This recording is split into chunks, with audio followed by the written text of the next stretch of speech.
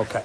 So the main thing, obviously, with setup that we've adjusted there is more over the ball, more arm bend here now, and you see the forearm and the club, they're more in line, okay? Yeah. Which means that, say, if you're holding the club up here, like holding an iPad, you could move this around your body quite comfortably. And if I said put a cup of tea on there, for example, you could move it around there and you wouldn't really lose control.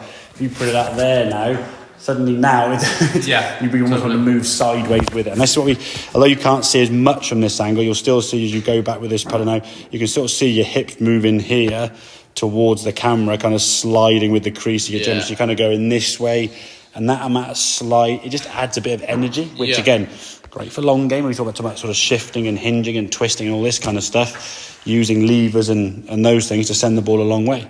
The last thing you want with a putt is to send the ball a long way, really, okay? So we want to be able to control that club, so being a bit more over the golf ball, separating the top half with the bottom half, so now they can move more independently, okay? As we go back now with the putter, it's a little bit more still with the lower half there.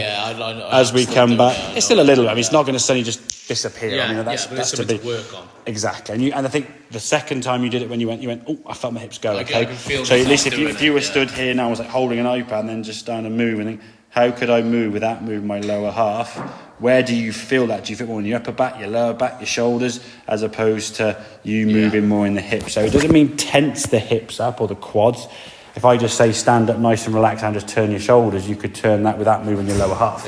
Okay? You wouldn't think, to turn my shoulders, I've got to try and lock my quads out. So you're not stiffening up anything, but by moving in a better position, things are becoming a little bit more, I guess, controlled and not sort of flimsy and whimsical, okay? And then in terms of the strike, as we go through now, we're getting the putter to work back. What we'd always try and encourage is you finish with the putt there. So you can see that putter's travelled that far, so quite a bit past your left foot. As a result of that, the ball went a little bit too far. So you could think, okay, the next putt now I'd probably swing through to about there. So exactly. So I'll be swinging there to hit that 20 foot. But if you can hit every single putt, and if you watch the pros this in the Open of the weekend, they'll hit putts, and generally, unless they know they've hit an absolute shocking putt, they'll just stay quite still with the putt.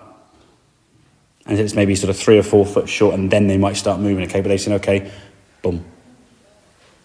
And then they'll go. You'll rarely see a player, unless they've missed the putt, they go, and move after, or have excessive movement, okay? So things aren't moving as much. There's minimal movement, top half, I say, moving. That's the example again with that.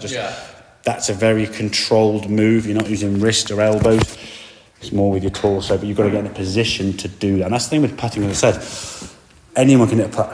Totally. There's no skill involved in putting. This is why I think a lot of times people don't have putting lessons because they think, well, I can putt. Well, you can hit a putt, but are you good at putting? And I think in terms of statistics, how many putts do you have? I mean, some of the scores people have on that putting thing, if they actually had to hold out everything, not have a max of 6 shots, they'd be there all day, wouldn't they? So it's not a skill that just comes easy, but getting a ball to roll on a bit of carpet isn't difficult. But controlling that line, the face, the distance control as well, to get that ball in the 4.5 inch. I mean, if you watch the Open, this guy's missing putts from sort of 3 foot this week. So putting is difficult, but we just think it doesn't look so difficult because if you miss it a putt, it looks the same. I mean, if you miss it a 7-iron, you're like, well, I've noticed that. Just shanked over there. If you hit a drive and you miss it, it's a big old slice or a top or whatever.